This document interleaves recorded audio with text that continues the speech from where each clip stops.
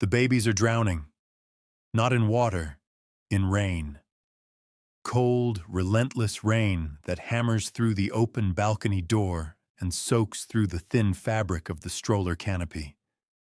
3 tiny bodies, motionless except for the shallow rise and fall of their chests.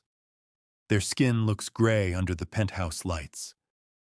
Jamal freezes in the doorway, his shopping bag from Tiffany slipping from his fingers and hitting the marble floor with a crack that echoes through the apartment.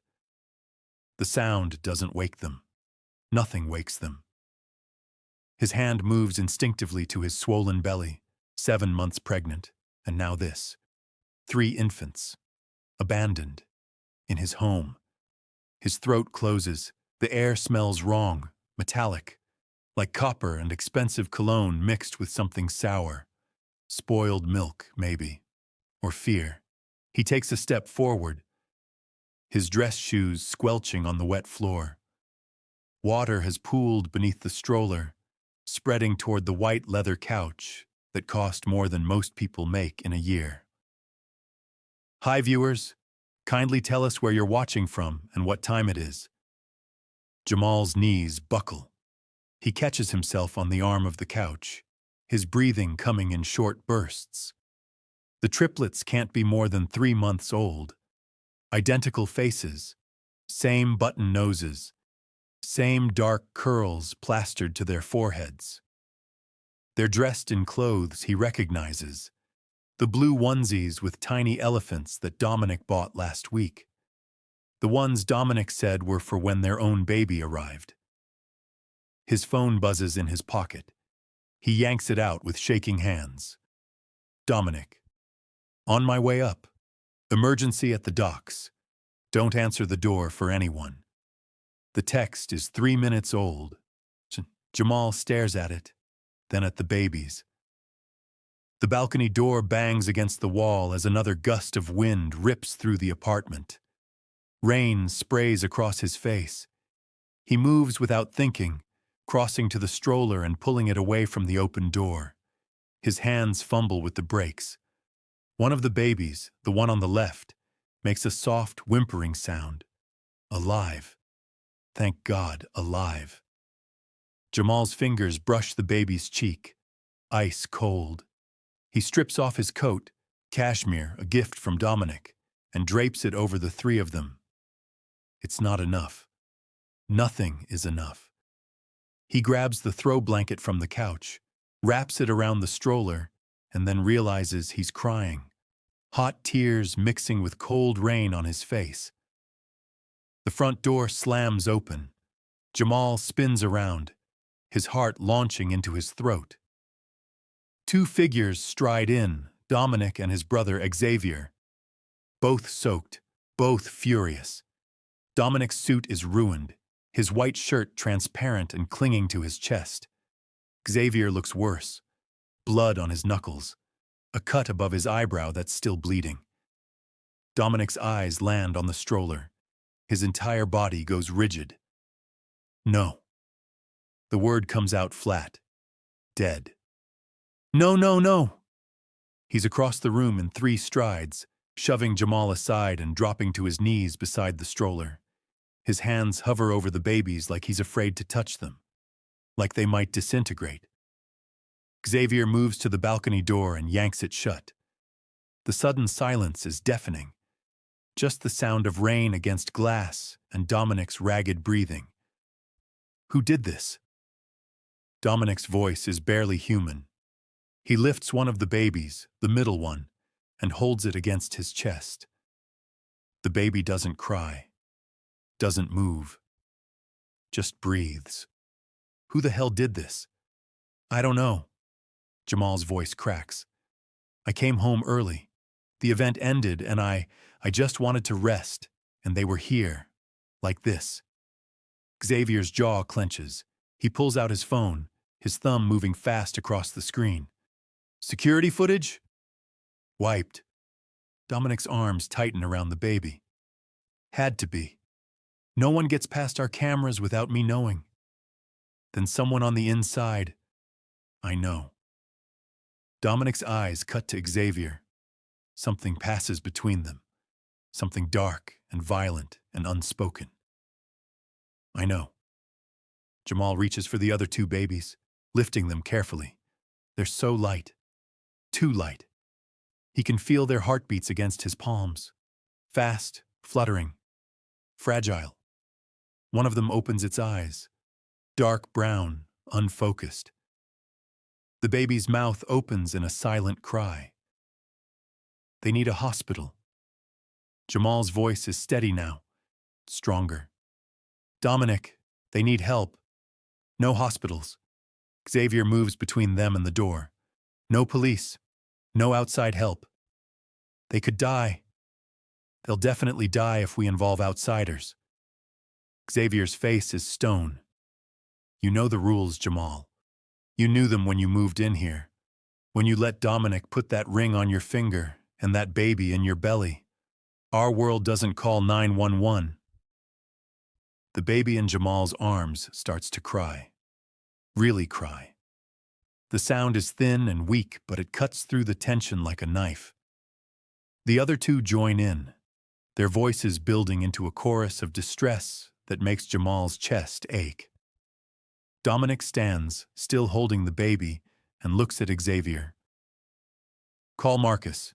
Tell him to bring his medical kit and keep his mouth shut. Marcus is in Chicago. Then tell him to get on a plane. Dominic's voice drops to a whisper. These are my sons, Xavier. The room tilts. Jamal's knees go weak again. What? Dominic doesn't look at him. He's staring at the baby in his arms, his jaw working like he's trying to chew through steel. They're mine. From before you. Before? Jamal's voice rises. You have 3 children and you never... I didn't know. Dominic finally meets his eyes. I swear to God, Jamal, I didn't know. Their mother, she disappeared. 8 months ago. I looked everywhere. I thought she'd left the country. I thought... His voice breaks. I thought she just didn't want them. Xavier moves to the window, his reflection dark against the rain-streaked glass. Someone knew. Someone found out about the kids and decided to use them. Use them for what? Jamal's arms are shaking from holding the babies. They've stopped crying, but they're still making small, distressed sounds, like kittens. Leverage. Xavier turns, his eyes cold. Dominic's been making moves, big ones, taking territory that belongs to families who've had it for generations. Someone wants him to back off. And they thought leaving 3 infants to die in a storm would... What? Make you reconsider? Jamal looks at Dominic. Make you weak? It's working. Dominic's voice is raw. He sits heavily on the couch, still cradling the baby. Because I can't let anything happen to them. Or to you. Or to... His eyes drop to Jamal's belly. I can't protect everyone. The words hang in the air. Outside, the storm rages harder. Lightning flashes, turning the room white for a split second. In that flash, Jamal sees something on the floor near the stroller. A piece of paper. White. Folded. He bends down, careful not to jostle the babies, and picks it up with his free hand. The note is written in block letters. Red ink. Or maybe not ink. Choose your sons or your empire. You have 48 hours. Jamal's blood turns to ice. He looks up at Dominic, at Xavier, at the 3 tiny lives that shouldn't exist but do, at his own belly, where their child, his and Dominic's, is growing. Xavier takes the note from his hands, reads it, and laughs. The sound is bitter. Broken. 48 hours. They're giving us 2 days to dismantle everything we've built. Dominic stands. He hands the baby to Jamal carefully, like he's passing over something sacred. Then he walks to the window and presses his forehead against the glass. His shoulders are shaking. What if we can't save them all? His voice is so quiet Jamal almost doesn't hear it. What if I have to choose? No one answers. The babies squirm in Jamal's arms. The clock on the wall ticks forward. The countdown has started. And somewhere in the city, someone is watching. The doctor's hands are covered in blood. Not the baby's blood. His own. Marcus Holloway walks through the penthouse door with a split lip and a black eye that's already swelling shut. He's holding his medical bag in a white-knuckled grip, and when Xavier tries to take it from him, Marcus jerks away. Don't. His voice is rough. Just don't. Jamal tightens his hold on the two babies in his arms. They've been fed formula that Xavier found in a cabinet Jamal didn't even know existed, and changed into dry clothes. They're warm now, quiet. But their eyes are still unfocused, their movements weak. Marcus drops his bag on the coffee table and looks at Dominic. You know they tried to stop me at the airport. 3 guys. Said you sent them to deliver a message. I didn't send anyone. Dominic's voice is flat. He's been standing at the window for 20 minutes, holding the 3rd baby and staring out at the rain. He hasn't moved, hasn't blinked. What message? That if I examined those kids, I'd never examine anyone again. Marcus pulls out a stethoscope and moves toward Jamal. They were persuasive. I disagreed. Xavier steps forward. You see their faces? No faces, but one of them had a tattoo. Here. Marcus touches his neck. A snake eating its tail. Red ink. The room goes cold. Jamal feels it. The temperature drop. The way Dominic's spine straightens. The look that passes between him and Xavier. It's the look of men who know exactly what that tattoo means. Ouroboros. Xavier says it like a curse. The Valdez family. They're still in Miami. They were in Miami. Xavier pulls out his phone again. Now they're here, and they're making a statement. Marcus kneels in front of Jamal and gently takes one of the babies. His movements are efficient, professional. He listens to the baby's heart, checks its temperature, looks in its eyes with a small flashlight. His face doesn't change, but his jaw gets tighter with each test. Hypothermia, mild dehydration, possible respiratory infection from the cold. He moves to the 2nd baby. How long were they in the rain? We don't know. Jamal's throat is dry. I found them around 7. Could have been hours. Could have been hours. Marcus repeats it softly. He finishes examining the 2nd baby and reaches for the 3rd, the one Dominic is still holding. I need to check him too. Dominic doesn't move. His arms are locked around the baby like if he lets go, the child will disappear. Will they live? Marcus stands slowly. With treatment? Yes. Without it? He shakes his head. Maybe. They're fighters, but you're rolling dice with their lives. Then treat them. Dominic finally turns from the window. His face is a mask, unreadable, but his eyes are drowning. Whatever you need, whatever it costs. I need a clean room, IV supplies, antibiotics, and at least 12 hours of uninterrupted monitoring. Marcus looks at Xavier. Can you give me that? I can give you 6. Xavier is still typing on his phone. After that, we need to move. This penthouse is compromised. If they knew to leave the babies here, they know where we sleep. Jamal stands, both babies cradled against his chest. Move where? Dominic, I can't. I'm 7 months pregnant. I can't be running around the city with 3 infants. You won't have to run. Dominic's voice is steel. He finally hands the baby to Marcus and crosses to Jamal. His hands cup Jamal's face, thumbs brushing away tears Jamal didn't realize were falling. I'm getting you somewhere safe. All of you. Tonight. And then what? Jamal's voice breaks. You read the note. They want you to choose. Your empire or your sons. What happens when the 48 hours are up and you haven't destroyed everything you've built? Dominic's eyes search his face. Then I give them what they want. No. Xavier's voice cuts across the room. No. We don't negotiate with terrorists. We don't fold because some Miami trash thinks they can intimidate us on our own territory. They're not trying to intimidate us. Dominic's hands drop from Jamal's face. They're trying to break us, and it's working.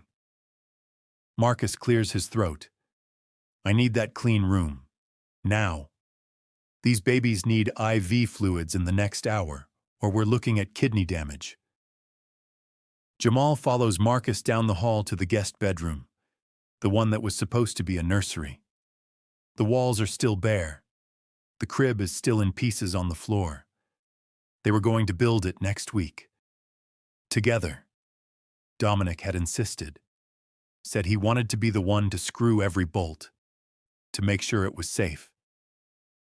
Now there are 3 babies who need that crib, 3 sons Dominic never told him about. Marcus works in silence. He sets up IV lines with practiced ease, his hands steady despite the bruises.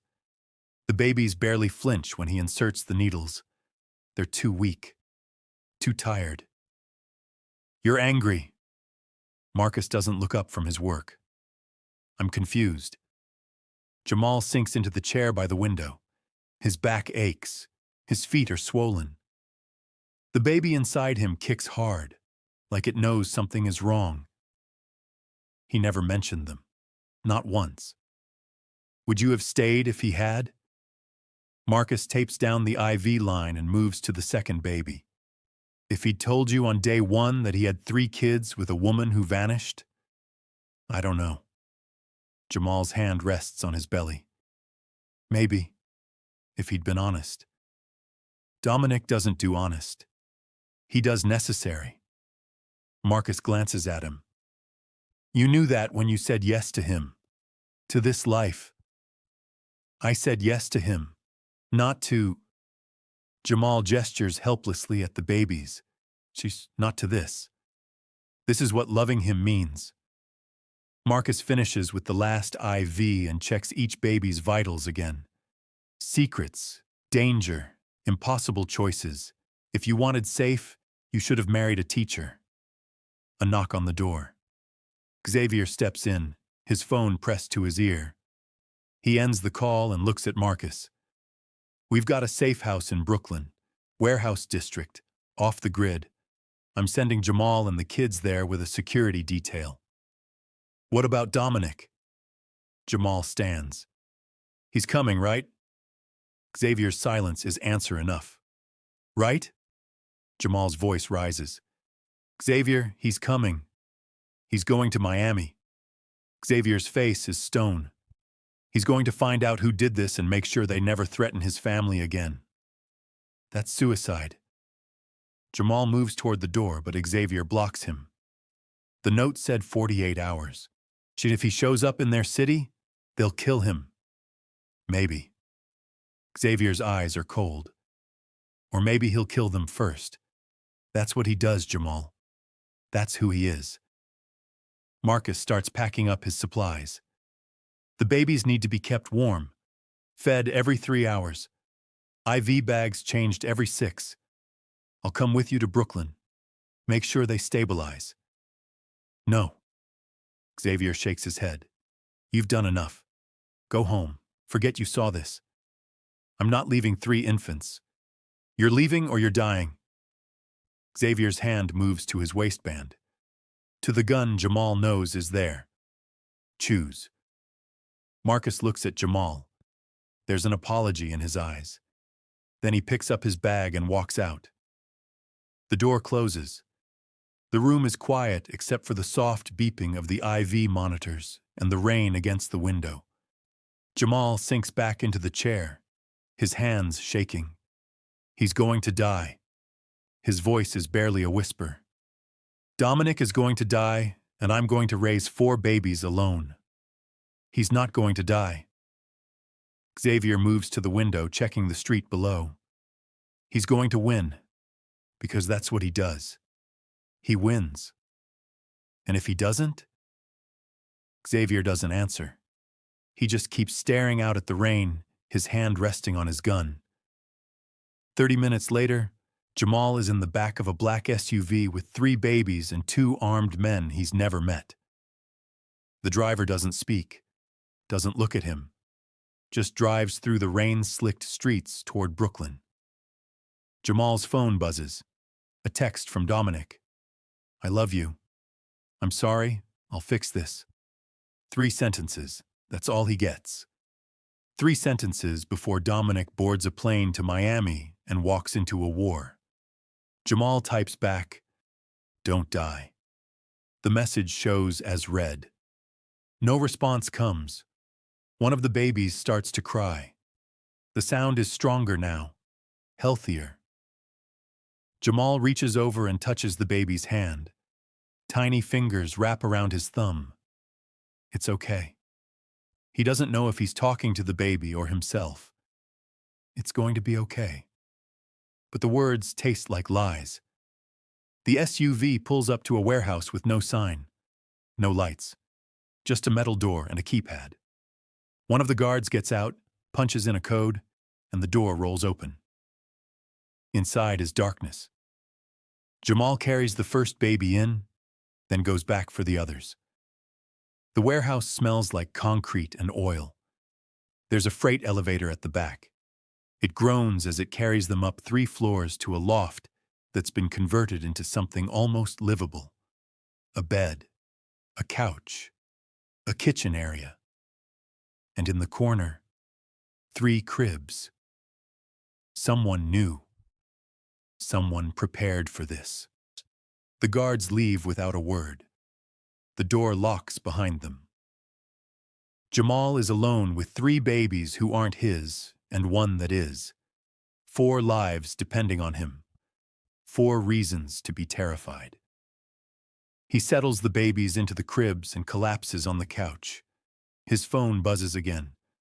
Not Dominic this time. Xavier. Dominic landed in Miami. Radio silence until he's done. Don't leave the warehouse. Don't call anyone. Stay alive. Jamal stares at the message until his vision blurs. Then he looks at the babies, at the IV bags slowly dripping medication into their tiny veins, at the countdown clock in his head that won't stop ticking. 42 hours left, and somewhere in Miami, Dominic is walking into hell. The warehouse is too quiet. Jamal lies on the couch, staring at the ceiling. It's been 6 hours since the guards left. 6 hours of nothing but the sound of his own breathing and the occasional whimper from one of the babies. The IV monitors beep in steady rhythm. Proof of life. Proof that he's keeping them alive even though he has no idea what he's doing. His phone sits on his chest, screen dark. No messages, no calls, nothing from Dominic. 36 hours left. The baby inside him kicks hard enough to make him wince. He presses his hand to his belly, feeling the shape of a foot or maybe an elbow. His baby. His and Dominic's. The one they planned. The one that was supposed to fix everything. Now there are 3 others. 3 sons Dominic didn't plan for. Didn't know about. Didn't want. Except he did want them. Jamal saw it in his eyes when he held that baby. Saw the way his entire world shifted. Saw the man who builds empires and crushes enemies turn into something soft, something breakable. A sound from across the room. One of the babies is awake, the middle one. His eyes are open, staring up at nothing. Jamal forces himself off the couch and crosses to the crib. The baby's IV is still in place, the bag half empty. He should change it.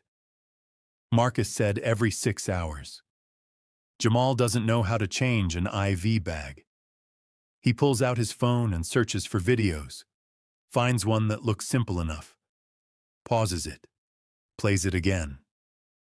His hands shake as he unhooks the old bag and attaches the new one. The baby doesn't cry, doesn't even blink. "You're tougher than me." Jamal's voice sounds strange in the empty space. "Your dad would be proud." Except Dominic isn't here to be proud. He's in Miami, in the middle of enemy territory, probably bleeding, probably dying. Jamal's phone rings. He nearly drops it. The screen shows Xavier's name. He answers on the first ring. "Is he alive?" "For now." Xavier's voice is tight. "But we have a problem." "Another one?" Jamal sinks back onto the couch. "What now?" "The Valdez family knows where you are." The room tilts. Jamal's grip on the phone tightens until his knuckles go white. "You said this place was off the grid. You said—" "I said it was safe until it wasn't." Xavier's breathing is labored, like he's running. "Someone leaked, one of our guys. I don't know who yet, but I will. Right now you need to move." "Move where?" "I have 3 infants on IV drips and a baby in my stomach." "I'm sending a car. 5 minutes? Pack what you can carry and leave everything else." Xavier. 5 minutes, Jamal. Then they're coming through that door, and I can't help you." The call ends. Jamal sits frozen for 3 seconds. Then his body takes over. He's on his feet, yanking the IV bags from their hooks and disconnecting the lines from the babies. They cry. Real cries now, loud and angry. He wraps them in blankets, grabs the diaper bag Xavier left, and stumbles toward the door. His phone buzzes. A text from an unknown number. "You can't run forever. Give us Dominic and we'll let you live." Jamal's blood turns to ice. He looks at the door, at the babies in his arms, at his swollen belly that makes everything harder. Another text. "We know you're alone. We know you're scared. Smart choice is the easy choice." Jamal's thumb hovers over the keyboard.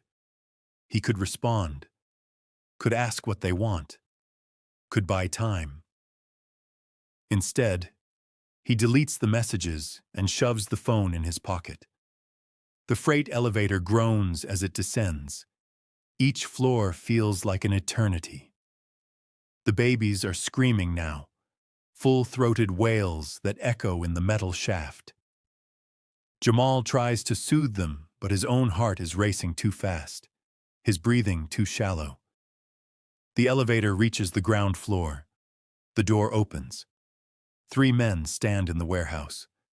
Not Xavier's men. Not anyone Jamal recognizes. They're dressed in black. Armed. One of them has a snake tattoo on his neck. Red ink, eating its tail. Ouroboros. The man in front smiles. "Going somewhere?" Jamal backs into the elevator, hits the button.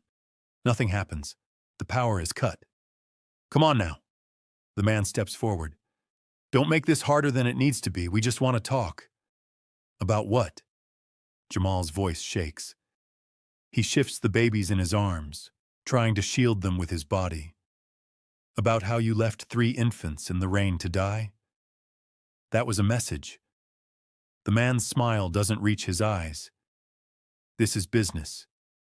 You give us Dominic's location. We let you walk out of here. Simple. I don't know where he is." "Liar." The man pulls out a gun.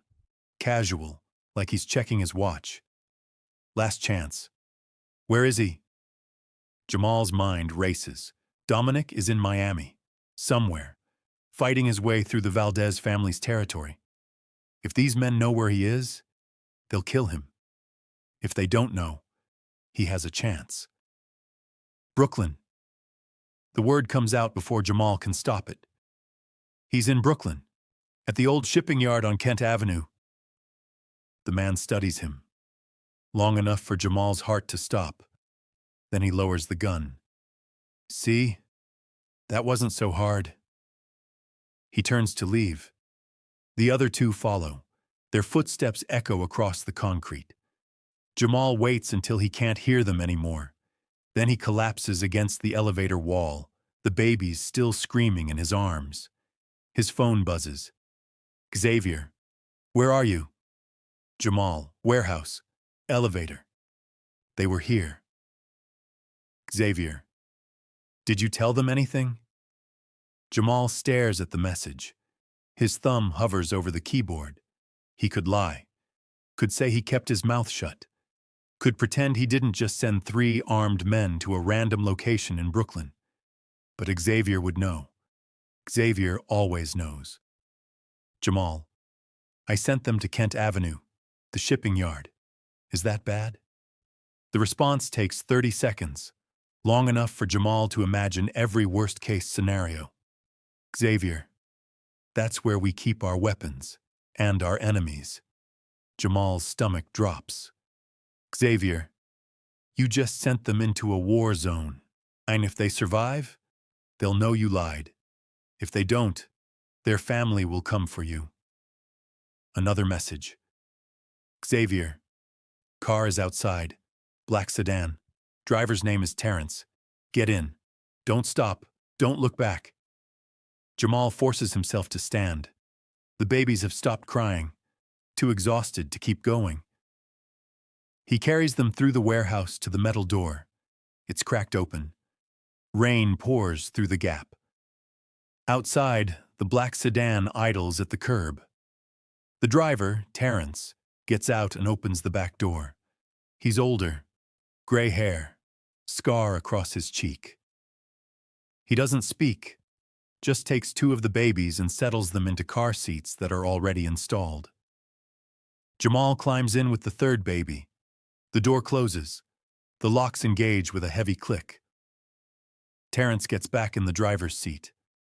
Where to? I don't know. Jamal's voice is raw. Somewhere safe. Somewhere they can't find us. Nowhere's safe. Terrence pulls away from the curb. But I know a place that's safer than here.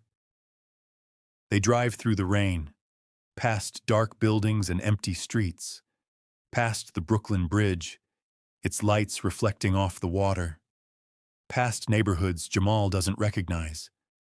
His phone buzzes again. This time it's Dominic, still alive. For now. Miss you. Jamal's hands shake as he types back. I lied to them. About where you are. They're going to kill me. The response is immediate. No one is going to touch you. I promise. Jamal wants to believe him. Wants to believe that Dominic can protect him from hundreds of miles away. That promises mean anything in a world where babies get abandoned in rainstorms and families go to war over territory. But he doesn't believe it. He can't. So when Terrence turns onto a narrow street lined with warehouses, pulls up to one with a faded sign, Chen and Sons Imports. The door opens before they even stop. A woman steps out, tall, armed, her eyes scanning the street. Inside. Her voice is sharp. Now. Terrence carries the babies in. Jamal follows, his legs weak. The warehouse is bigger than the last one. More people, more guns, more eyes watching him like he's a problem that needs solving. The woman, her name tag says Simone, leads them to a back room. There's a crib set up, a medical station, everything they need. You're safe here. Simone's voice softens slightly. For now. How long is now? Jamal asks. Long as it takes for Dominic to finish what he started. She checks each baby, her movements efficient. Or until someone finds us, whichever comes first. Jamal sinks into a chair. 28 hours left. 28 hours until the deadline. Until Dominic has to choose between his empire and his sons. Until Jamal finds out if any of them survive. His phone buzzes one more time. Another unknown number. You lied. We know. And we're coming. The plan is insane. Simone lays it out on a metal table. Blueprints, photos, maps marked with red X's. Her finger traces a route through the city that makes Jamal's stomach turn. We move you 4 times in 12 hours. Different locations, different routes. Keep them guessing. That won't work. Jamal's voice is flat. He's been awake for 36 hours. His eyes burn. His body aches. The baby inside him hasn't stopped moving, like it knows something's wrong. They'll track us. They found the first warehouse. They'll find the others. Not if we're smart. Simone pulls out her phone and shows him a photo. A man with a snake tattoo.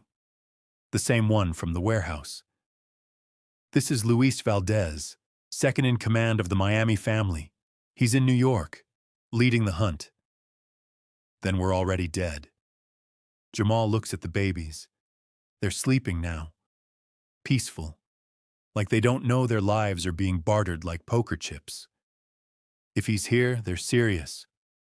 Dead serious. Terrence stands by the door, his hand on his gun. Which is why we don't run. We hide. Where? Jamal gestures helplessly. They have resources, money, people. We have, what? A warehouse and a sedan? Simone's jaw tightens. We have Xavier and Dominic and a network that's kept worse secrets than 3 babies. Until someone talks. Jamal stands, his legs shaking. Until someone decides the Valdez family pays better than loyalty. The room goes quiet. No one argues. No one offers empty reassurances, because they all know he's right. Jamal's phone rings. Xavier's name. He answers. They hit Kent Avenue. Xavier's voice is rough, exhausted. 12 men dead. 3 of ours. 9 of theirs. Luis Valdez escaped. Because I sent them there. Jamal's throat closes. I killed 3 people. You killed 9 enemies and saved your own life. Xavier cuts him off. That's the math. Don't forget it. What about Dominic? Silence. Xavier. What about Dominic? He's in deep. Xavier's breathing is labored. Deeper than we planned. The Valdez family has him cornered in a club downtown Miami. We're trying to extract him, but what? But he's not leaving until he finds out who gave the order. Who decided his sons were acceptable casualties. Jamal closes his eyes. He's going to die for pride. He's going to die for answers. Xavier's voice hardens. There's a difference. The call ends. Jamal looks at Simona. We can't keep running. Not with 3 infants and... He gestures to his belly. Not like this. Then what do you suggest? Simone crosses her arms. We surrender? Hand you over and hope they keep their word? I suggest we make a deal. Jamal picks up his phone, pulls up the last message from the unknown number. They want Dominic. Fine. Give them Dominic. Terrence steps forward. You've lost your mind. Have I? Jamal looks at him. They're hunting us because they want leverage. They want to force Dominic to give up his empire. But what if we give them what they want, without actually giving it to them? Simone leans against the table. I'm listening. They think I know where Dominic is. They think I'm the key to finding him. Jamal's mind races. So I tell them I'll trade. My location for his safety. Set up a meet. And then what? Simone shakes her head. They kill you and still go after Dominic. No, because Dominic won't be where I say he is. Jamal pulls up a map on his phone. I send them somewhere public, somewhere crowded, somewhere Xavier can have people in place. A trap. Terrence's eyes narrow. You're talking about an ambush. I'm talking about survival. Jamal's voice shakes, but he doesn't look away. They want a meeting? Fine. We give them one. On our terms. Simone studies him. Long enough for Jamal to think she'll say no. Then she nods. Where? Penn Station. Jamal points to the map. Tomorrow morning, rush hour, thousands of people, cameras everywhere. They can't make a move without being seen. They'll bring an army. Terrence moves to the window, checking the street. We'll be outnumbered 10-1. Then we don't fight. Jamal looks at the babies again, at the IV bags that need changing, at the countdown in his head that won't stop. We negotiate. With what? Simone asks. What do we have that they want? Jamal's hand rests on his belly. Me. I'm carrying Dominic's child, his heir. That's worth something. The room goes cold. Simone's face hardens. You're not using yourself as bait. I'm using myself as leverage. Jamal's voice steadies. They want Dominic to suffer. What better way than threatening his unborn child? That's suicide. Terrence turns from the window. They'll take you and kill you anyway. You and the baby. Maybe. Jamal's hands shake, but he forces them still. Or maybe they'll realize that killing me makes Dominic unstoppable. Right now he's conflicted, torn between his empire and his family. But if they kill me? He looks at Simone. He'll burn Miami to the ground. Simone pulls out her phone. Dials. Xavier, it's me. Jamal has a plan. She explains it. Short, blunt, no emotion. Xavier's response is loud enough for Jamal to hear. Absolutely not. No, find another way. There is no other way. Simone's eyes don't leave Jamal's face. We're out of options, out of time. This is it. A long pause. Then, put him on. Simone hands Jamal the phone. Xavier's voice is steel. If you do this, you're dead. You understand that? I understand. Jamal's throat is tight. But if I don't, we're all dead anyway. At least this way, maybe the babies survive. Dominic will never forgive me. Then he can hate you from prison. Jamal's voice breaks. Or from a grave. Those are our options, Xavier. Pick one. Another pause. Longer this time. Then, Penn Station. Tomorrow, 8 a.m. I'll have people in place. Thank you. Don't thank me. Xavier's voice is raw. This is the dumbest thing you've ever done. And if you die, I'm the one who has to tell Dominic. The call ends. Jamal hands the phone back to Simone. His hands won't stop shaking. He sinks into the chair and looks at the babies. They're still sleeping, still breathing, still alive because of IV drips and borrowed time. You should rest. Simone's voice is gentle now. Tomorrow's going to be hard. I can't rest. Jamal's eyes burn, but no tears come. Every time I close my eyes, I see them, in the rain, dying. They're not dying. Simone kneels beside him. You saved them. You kept them alive when anyone else would have panicked. I'm panicking now. I know. She squeezes his hand. But you're still here, still fighting. That's what matters.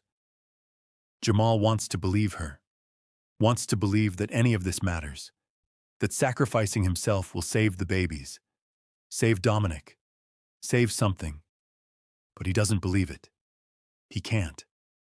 His phone buzzes, a text from Dominic. I'm coming home. Stay alive until I get there. Jamal types back. I'm trying. No response. He types again. Penn Station. Tomorrow, 8 a.m., I'm meeting them. This time the response is immediate. No. Don't do this. Jamal. It's already done. He turns off the phone before Dominic can argue, before he can talk him out of it, before he can make Jamal believe there's another way. Simone starts packing supplies, diapers, formula, clean clothes for the babies. She moves efficiently, like she's done this before. We'll move you at dawn, get you in position before rush hour. What if they don't show? Jamal asks. They'll show. Terrence checks his gun, loads a fresh magazine. They want Dominic too badly to pass this up. And if it goes wrong, no one answers. Jamal spends the rest of the night watching the babies, changing their IV bags, feeding them when they wake, whispering promises he doesn't know if he can keep. Your dad's coming. His voice is soft. He's going to fix this. He's going to make everything okay. The middle baby, the one who was awake in the warehouse, stares at him with dark eyes, like he knows Jamal is lying. At 5 a.m., Simone shakes him awake. Time to go. Jamal hasn't slept. His body moves on autopilot. He helps load the babies into the sedan, straps them into car seats, climbs in beside them. The drive to Penn Station takes 40 minutes. Traffic is light. The sky is gray. Rain still falls in sheets. Terrence parks 2 blocks away. We walk from here. With 3 babies? Jamal looks at him. In the rain? The rain gives us cover. Simone hands him an umbrella. Keep your head down. Stay close. They walk through empty streets. The babies are bundled tight, silent. Jamal's legs shake with every step. His belly feels too heavy. His back screams. Penn Station looms ahead. Even at 6 a.m., it's crowded. Commuters rush past, coffee in hand, phones glowing. No one looks at them. They find a bench near the arrivals board. Simone positions herself behind a column. Terrence disappears into the crowd. Jamal sits with the babies and waits. 7 a.m. The crowd thickens. More people, more noise, more chaos. 7:30. Jamal's phone buzzes. Unknown number. We're here. Where are you? Jamal types. Arrivals board, east side. Alone? Just me and the babies. A pause, then, smart. Stay put. Jamal's heart hammers. He scans the crowd, looking for the snake tattoo, for Luis Valdez, for anyone who looks wrong. 7:45. Movement to his left. 3 men in black. One with the tattoo. Luis Valdez walks toward him. Slow, confident. His smile is cold. Jamal. He says it like they're old friends. Thanks for coming. Jamal stands. The babies are in a stroller now.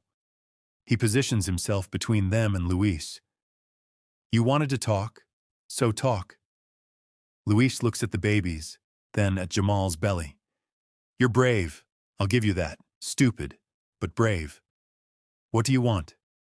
What I've always wanted. Luis leans closer. Dominic Blackwell, on his knees, begging. Then you'll be disappointed. Jamal's voice doesn't shake.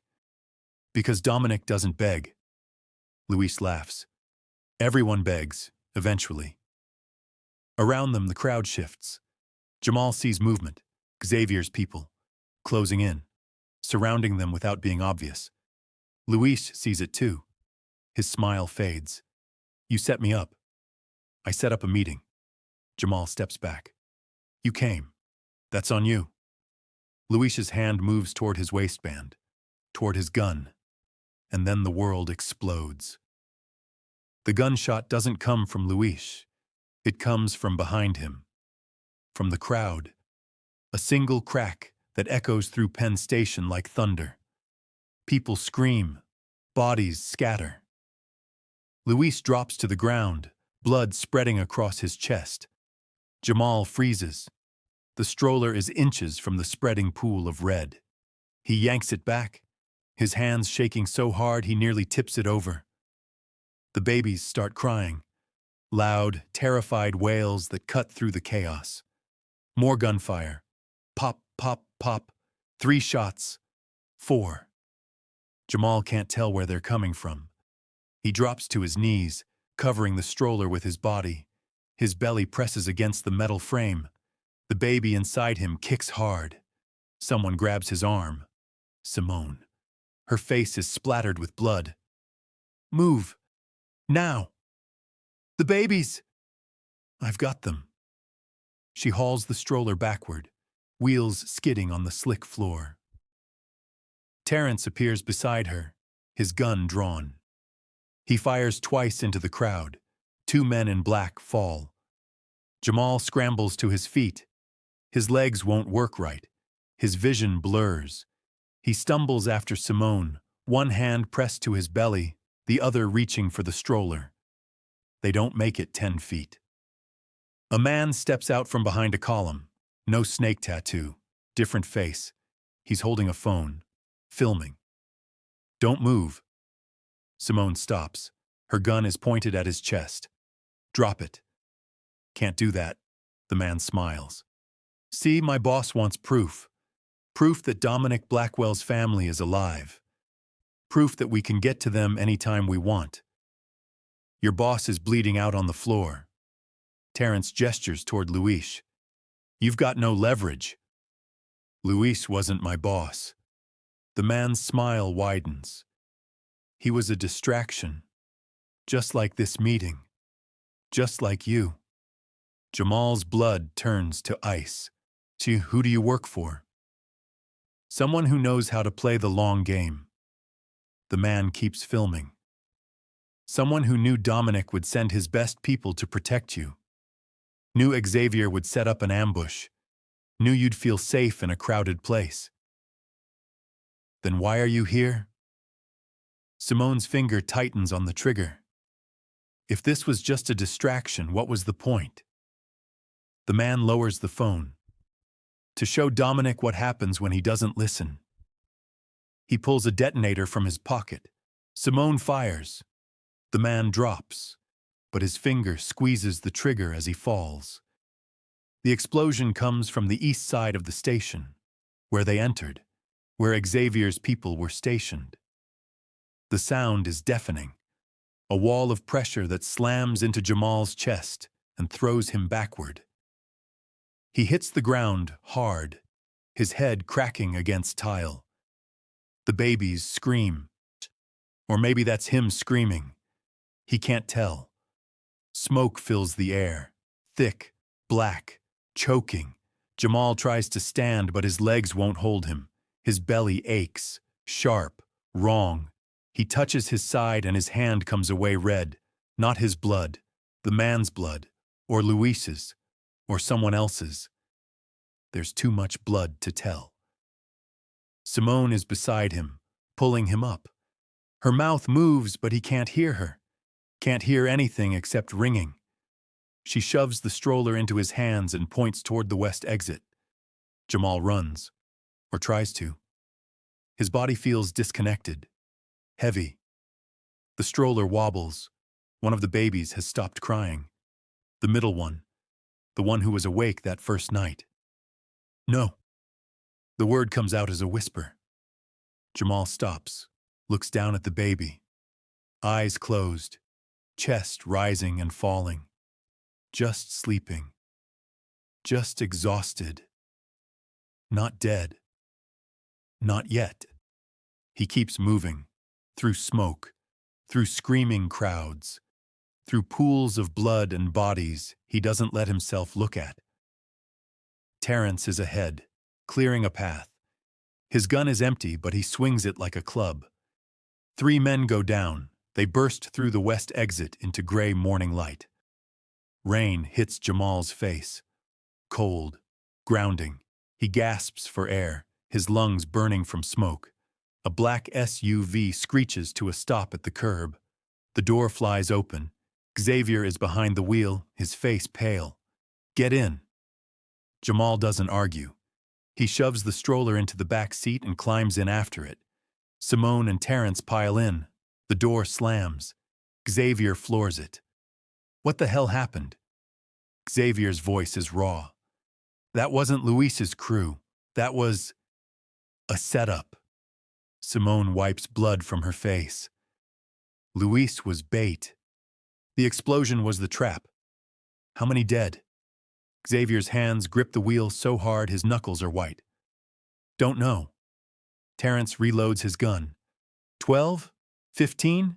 Most of them ours. Christ. Xavier's jaw clenches. Dominic's going to. Dominic's alive. Jamal's voice is flat. He's checking the babies, all three breathing, all three with pulses. The middle one's eyes flutter open, dark, aware. He doesn't cry, just stares. That's what matters. Is it? Xavier glances at him in the rearview mirror. Because right now I'm not sure any of this matters. We just lost half our people. Penn Station is a war zone. And whoever's behind this, whoever really wanted us dead, is still out there. Jamal's phone buzzes. He pulls it out with shaking hands. Unknown number. You failed. Again. Should have taken the deal when you had the chance. Another message. Dominic has 12 hours. Then we take everything. Jamal types back. Who is this? No response. He tries again. What do you want? Still nothing. Xavier pulls into an underground parking garage, kills the engine. We need to regroup, figure out who we're actually fighting. It's not the Valdez family. Simone checks her gun. They don't operate like this. Too messy, too public. Then who? Terrence looks at Xavier. Who has the resources to orchestrate something like this? To infiltrate our crew and set off a bomb in Penn Station? Xavier's face goes blank. Empty. There's only one person. The silence in the SUV is suffocating. No. Simone shakes her head. He wouldn't. He's family. Is he? Xavier's voice is ice. Because last I checked, family doesn't abandon babies in rainstorms. Family doesn't leak safe house locations. Family doesn't blow up train stations. Jamal's stomach drops. You think Sebastian did this? I think someone close to Dominic wanted him broken. Xavier gets out of the SUV. Someone who knew about the triplets. Someone who knew Dominic would do anything to protect them. Why?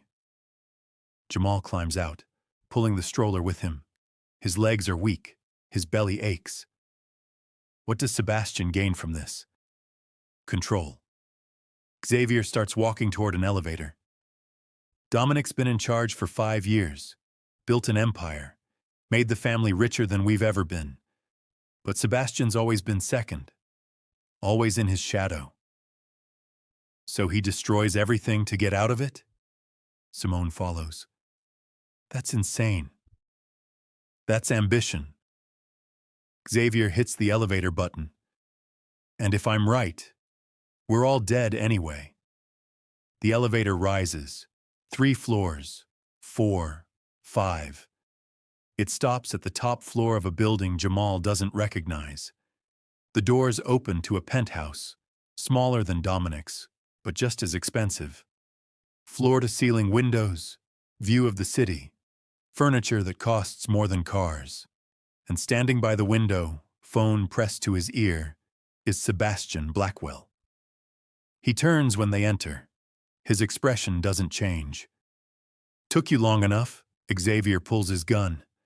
Tell me I'm wrong. Sebastian looks at the gun, at Xavier, at Jamal and the babies. Then he hangs up the phone. You're not wrong. The room tilts. Jamal's grip on the stroller tightens. You did this. You left your nephews in the rain. You killed our people. I saved you. Sebastian's voice is calm, matter of fact. Every single move I made was to protect you, to protect them.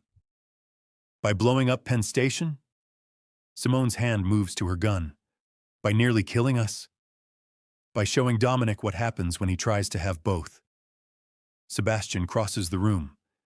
An empire and a family. Power and love. He can't have both. Someone always loses. So you made sure he lost? Xavier's gun doesn't waver. You're the one who gave the Valdez family our locations. You're the one who hired the man with the detonator. I'm the one who made sure Dominic had to choose. Sebastian stops in front of Jamal.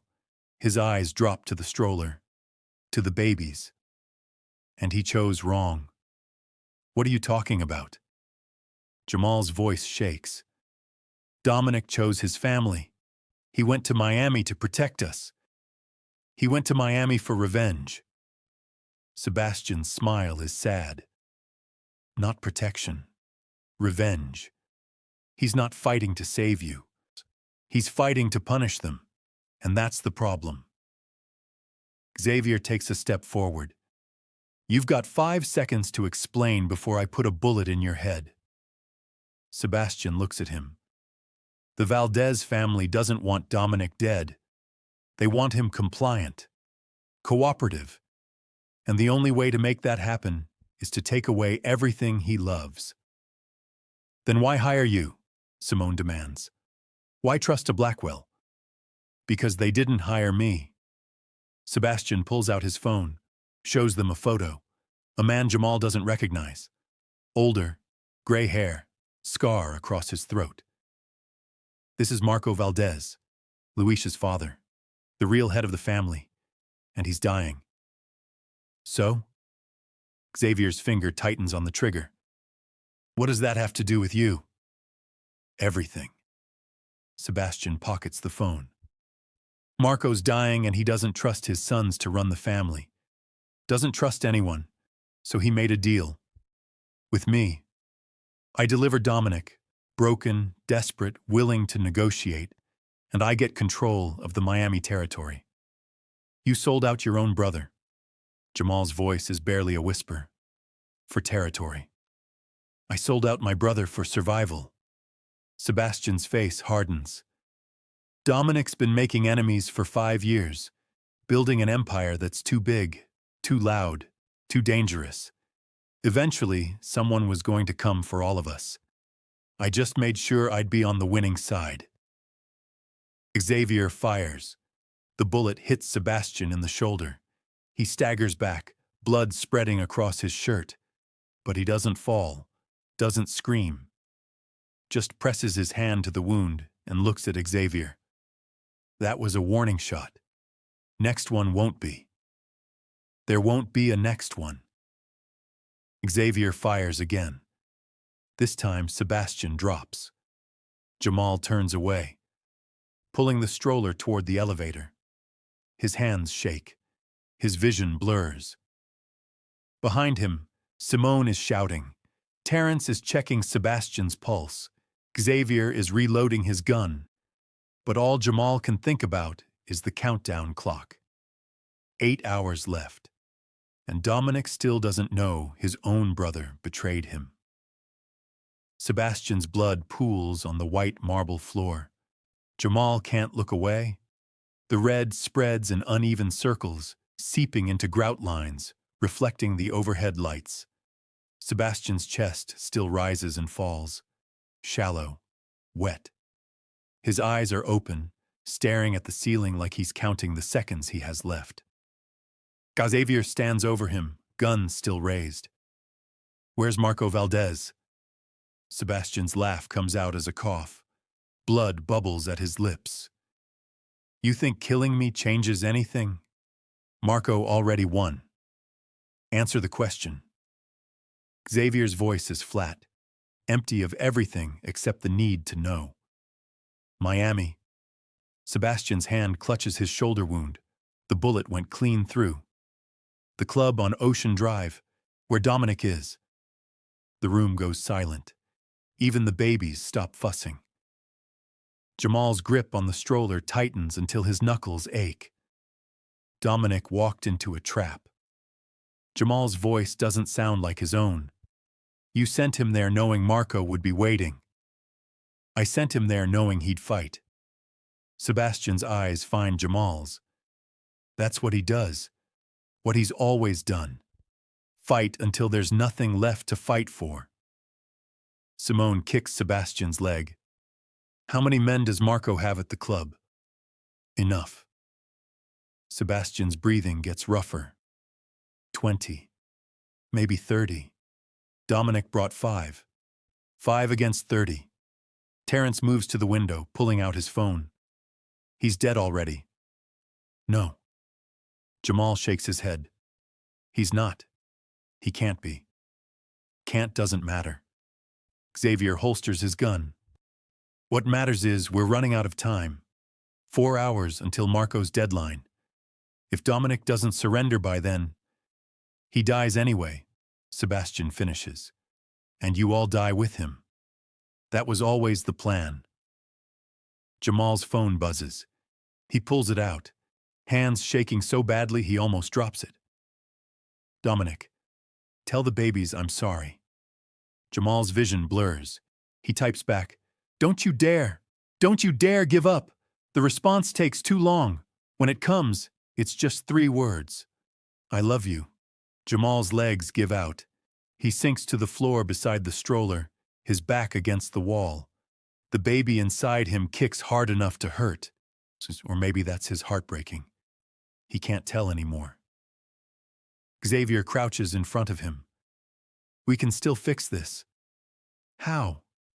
Jamal looks up at him. "Dominic's surrounded. We're in New York. Even if we left right now, we wouldn't make it in time." "Then we don't go to Miami." Xavier stands. "We bring Miami here." "What are you talking about?" Simone crosses her arms. "Marco Valdez isn't leaving that club. Not when he has Dominic exactly where he wants him. He will if we give him something better." Xavier pulls out his phone, starts typing. He wants Dominic broken. Wants him desperate enough to give up everything. What's more desperate than knowing your family is being hunted? You want to bait him. Jamal's stomach turns. Use us as bait. I want to end this. Xavier's face is stone. One way or another, before more people die. More people are already dying. Terrence's voice is quiet. My phone's been blowing up. Penn Station casualties are in the news. 23 dead, 42 injured. FBI is involved now. Then we have even less time. Xavier finishes typing and hits send. I just told Marco Valdez exactly where you are. Gave him this address. Told him if he wants Dominic's family, come get them. You did what? Simone moves toward Xavier, her hand on her gun. You just painted a target on all of us. The target was already there. Xavier doesn't flinch. Now we're just controlling where it lands. This building is secure, exits on every floor, rooftop access, and I've got 12 men on the way. 12 against 30. Jamal's voice is hollow. Those aren't good odds. Better than 5 against 30. Xavier offers his hand. Jamal takes it and lets himself be pulled to his feet. Dominic's got 3 hours until the deadline. If Marco takes the bait and comes here, that buys Dominic time to get out. And if Marco doesn't come? Jamal asks. No one answers. They move to the main room. Xavier's men arrive in waves. First 4, then 3 more, then 5. They're armed, professional. They don't ask questions. Just take positions by windows, by doors, by the elevator shaft. Jamal sits on the couch with the babies. All 3 are awake now, staring at him with dark eyes.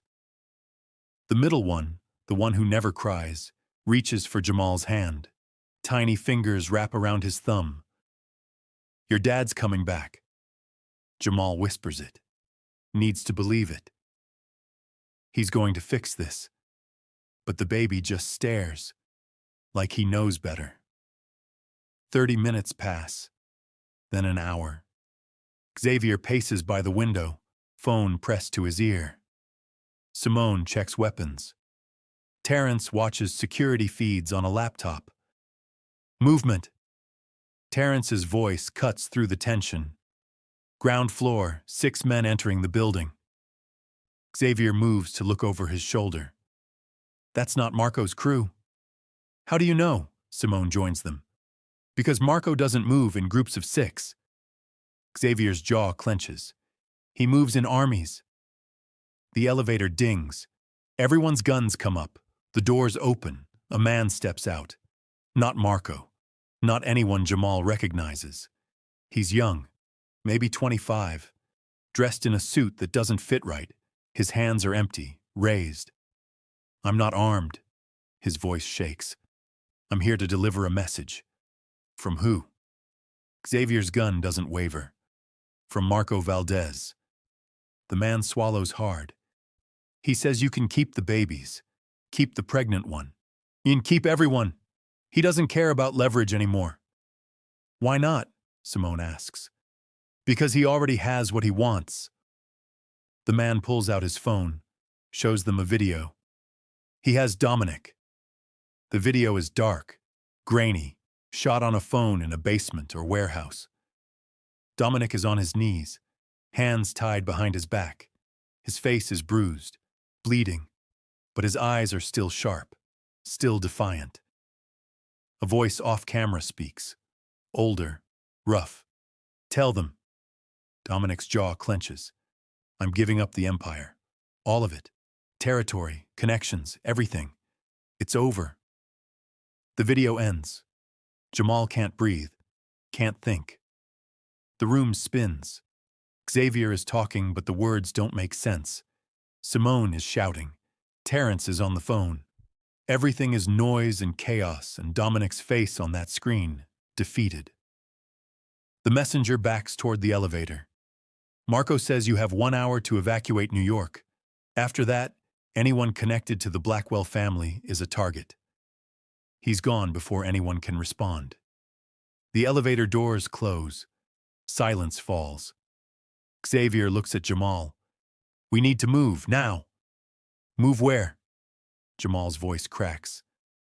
"Dominic just gave up everything. Marco won. There's nowhere left to go." "There's always somewhere." Xavier starts grabbing gear. "Terrence, prep the roof. Simone, get the babies ready to move. We've got—" The building shakes. Not an earthquake, an explosion below them. The sound is muffled but unmistakable. Smoke starts seeping through the air vents.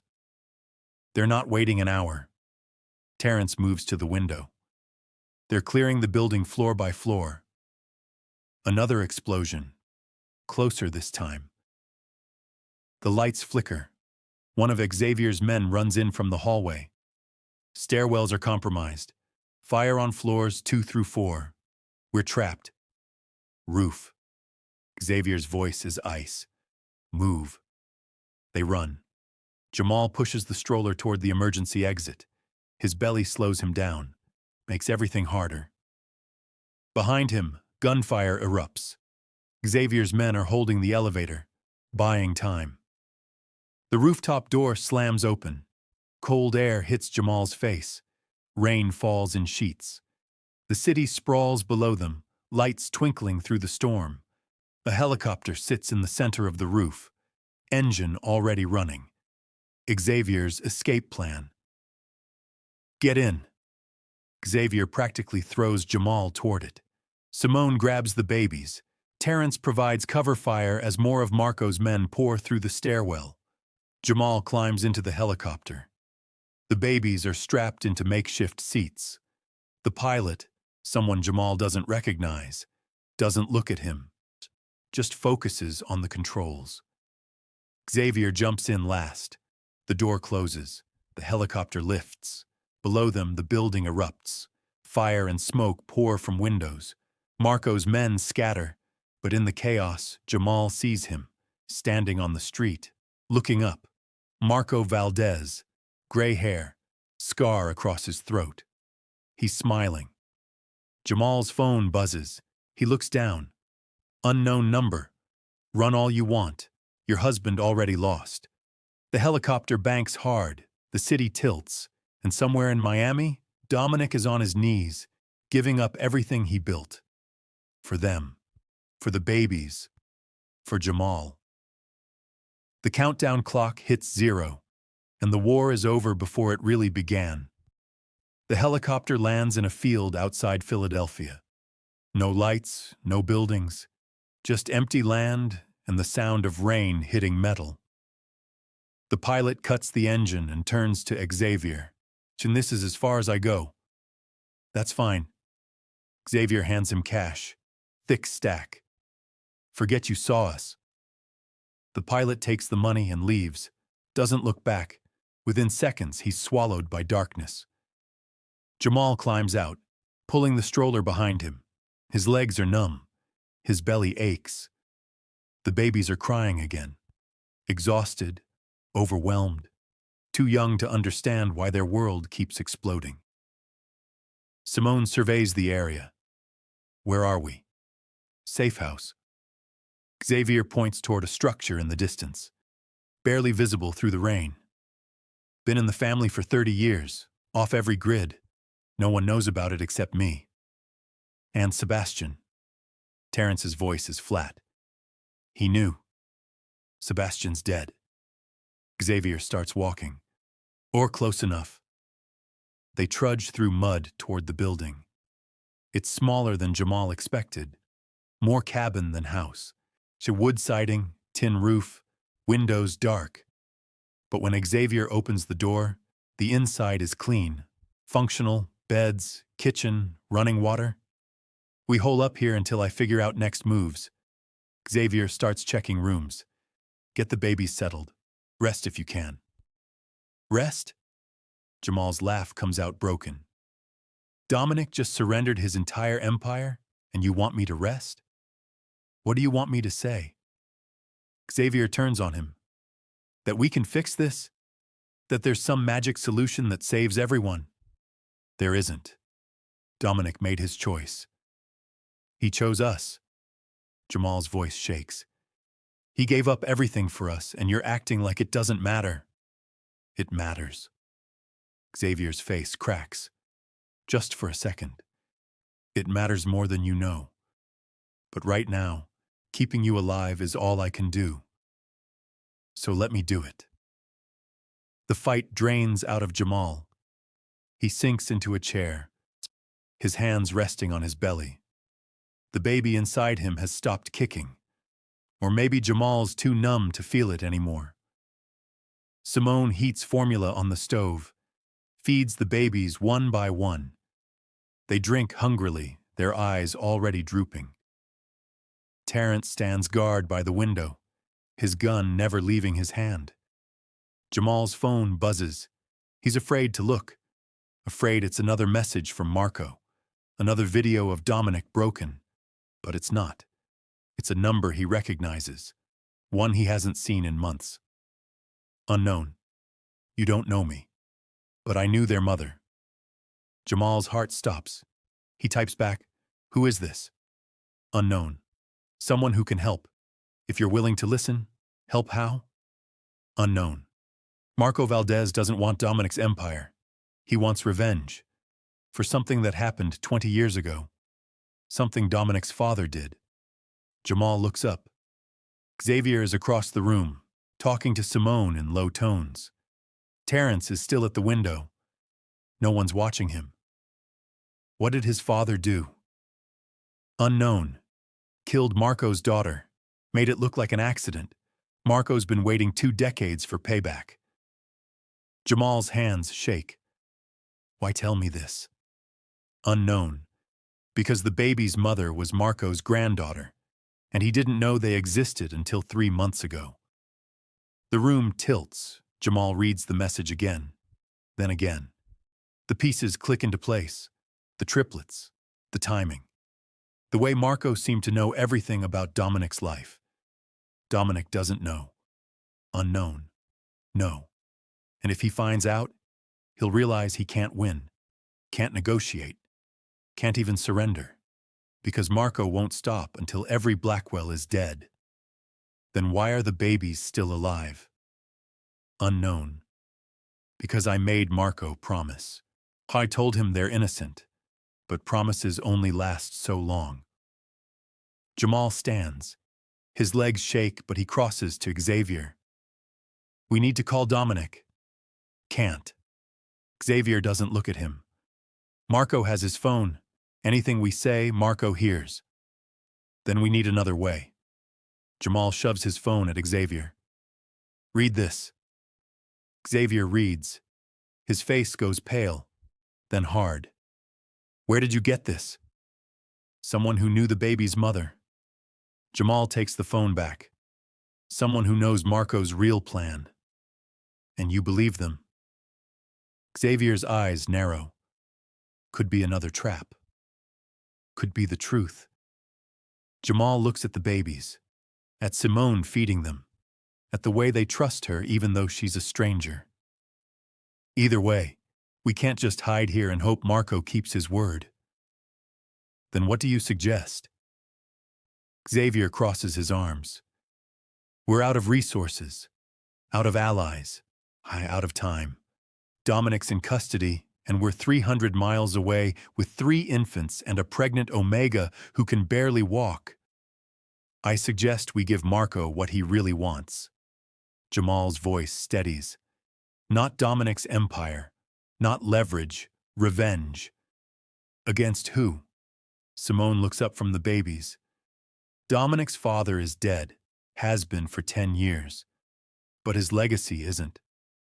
Jamal pulls out his phone, types a message to the unknown number. What if we destroy everything Dominic's father built? Would that be enough?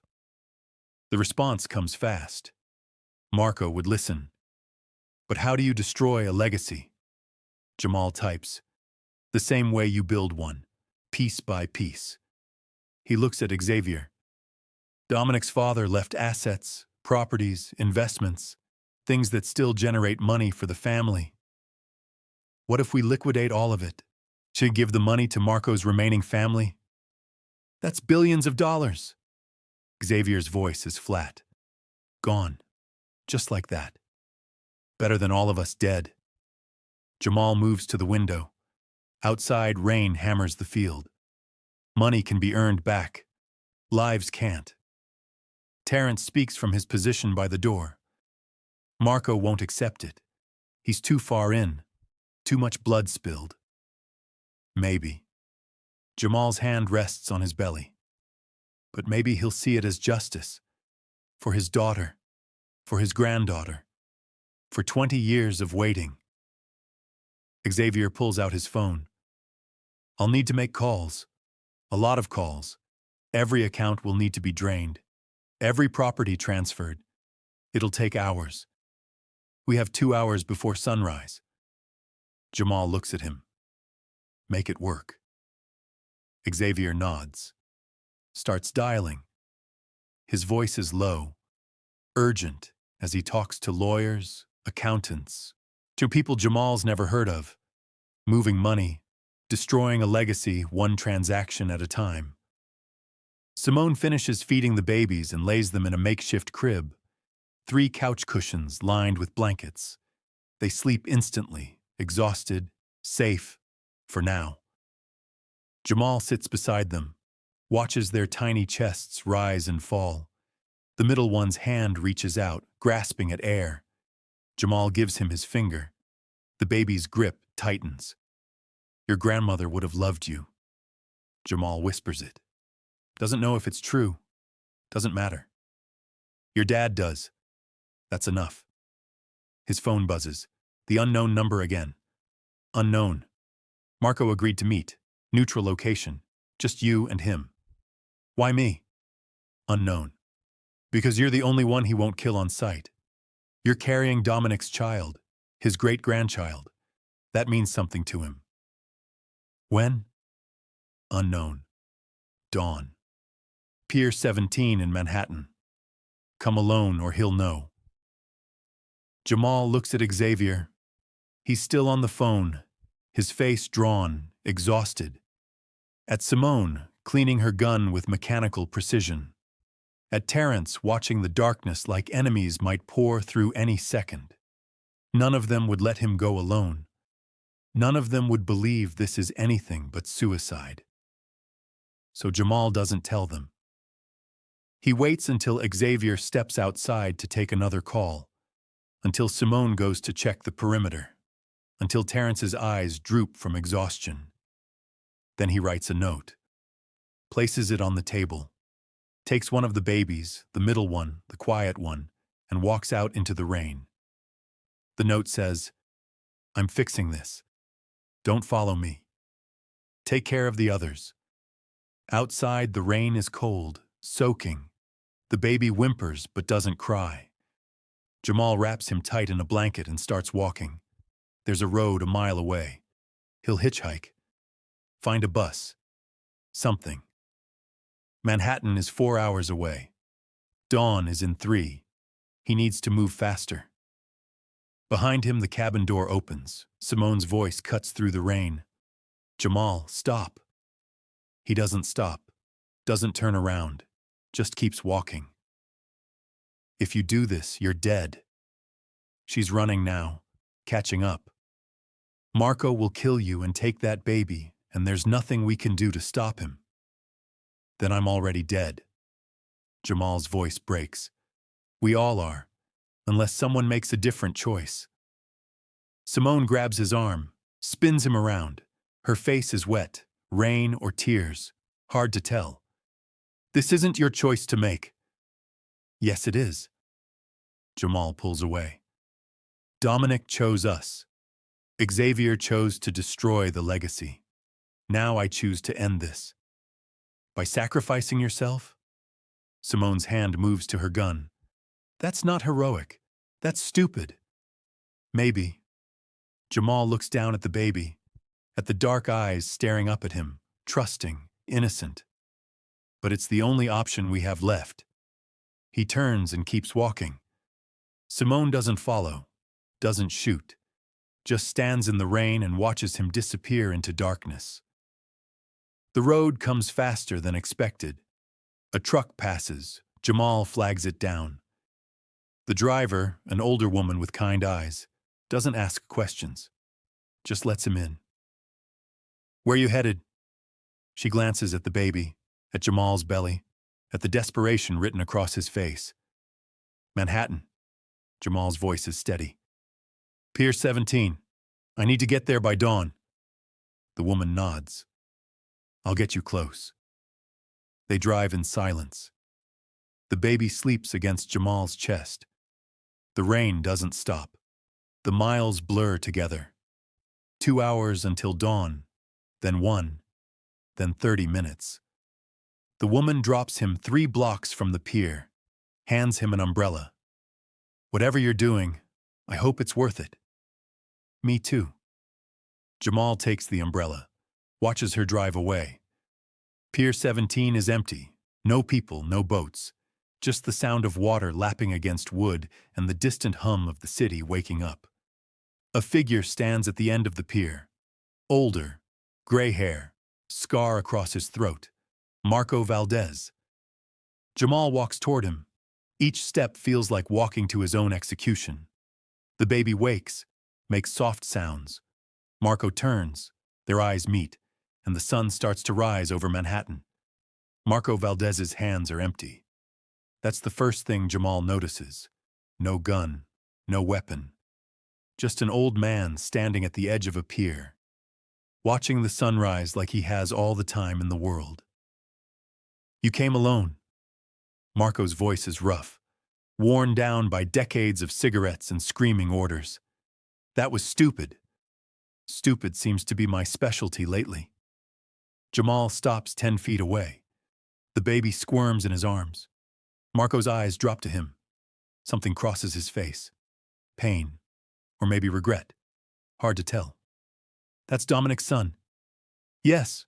Jamal's grip tightens, protective. "One of 3. And you brought him here, to me."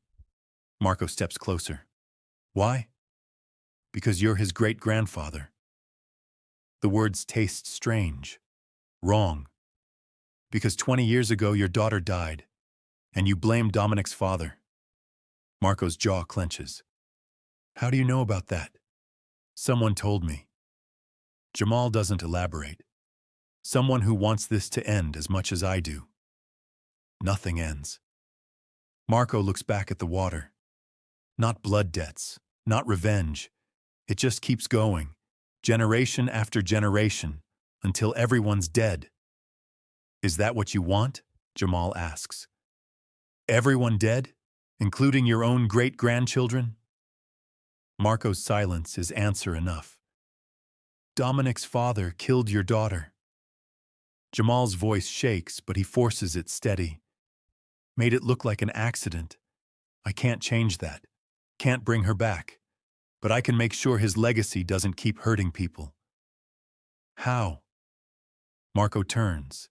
His eyes are hollow, empty of everything except grief that's had 20 years to ferment. By offering me money? Property? Like that makes up for what I lost?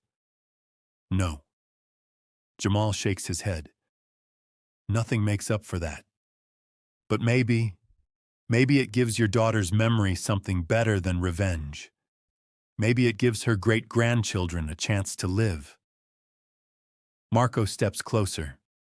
So close Jamal can smell cigar smoke and salt water. You know what Richard Blackwell said to me?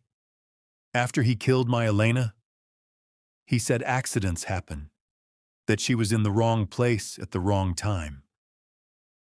Marco's hands ball into fists. She was 16, at a party.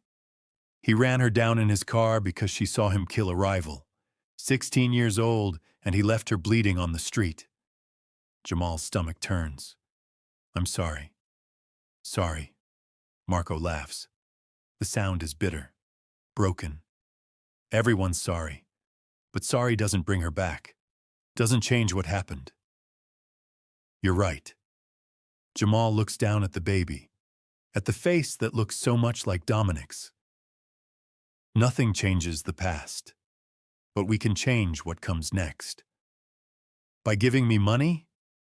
Marco's voice rises. By destroying the Blackwell legacy? That's supposed to make me feel better? No. Jamal meets his eyes. It's supposed to give you a choice. Keep killing. Keep destroying. Make these babies orphans. Make me a widow. Make yourself the same monster Richard Blackwell was. He takes a breath. Or be better. For Elena. For your granddaughter. For them. Marco's face cracks. For just a second, the mask slips. Jamal sees the father underneath. The man who lost everything and spent 20 years trying to fill the hole with violence. Her name was Destiny. Marco's voice drops to a whisper. My granddaughter. The baby's mother. She ran from me. Said I scared her. Said the violence was too much. He looks at the baby. I didn't even know she was pregnant. Didn't know Dominic existed in her life. She kept it all secret. To protect them. From you? Jamal asks. From me. Marco nods. And she was right to. Look what I did the moment I found out. Used them as weapons, left them in the rain, tried to break Dominic by hurting the one thing he loves. But they're alive. Jamal shifts the baby in his arms. You could have killed them, could have killed me. But you didn't. I wanted to. Marco's honesty is brutal. God help me, I wanted to. But every time I looked at them, I saw Elena, saw Destiny, saw what I lost. He wipes his face. I can't lose them again. Then stop. Jamal's voice breaks. Stop this. Let Dominic go. Let us go. Take the money, take the properties, take everything Richard Blackwell built and burn it down. But let his sons live. Marco stares at him. At the baby. At the sunrise painting the sky orange and pink. Xavier already moved the money, transferred everything to accounts in my name. Properties, investments, all of it. I know, Jamal says. Is it enough? No. Marco's voice is flat. But maybe it's a start. He pulls out his phone, dials. Someone answers. Marco's voice is quiet. Let him go. A pause. Then, I said let him go. Now. He hangs up, looks at Jamal. Dominic's free. My men will drop him at the airport. He'll be in New York in 3 hours. Jamal's legs nearly give out.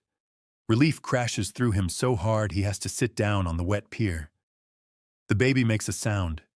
Not quite a cry. more like a question. Thank you. Jamal's voice is barely a whisper. Thank you. Don't thank me. Marco sits beside him, stares at the water. I'm not doing this for you, or for Dominic. I'm doing it because destiny would have wanted it, would have wanted her sons to grow up without all this. He gestures vaguely. This hate. They sit in silence. The sun climbs higher. The city wakes up around them. Boats start moving in the harbor. People appear on the streets. What happens now? Jamal asks. With us? With your family? My family's gone. Marco's voice is hollow. Luis is dead. My other son's scattered.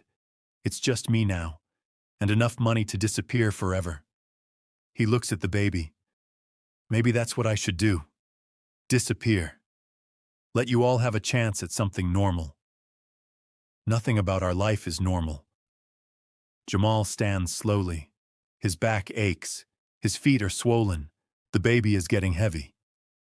But maybe we can make it work. Marco stands too.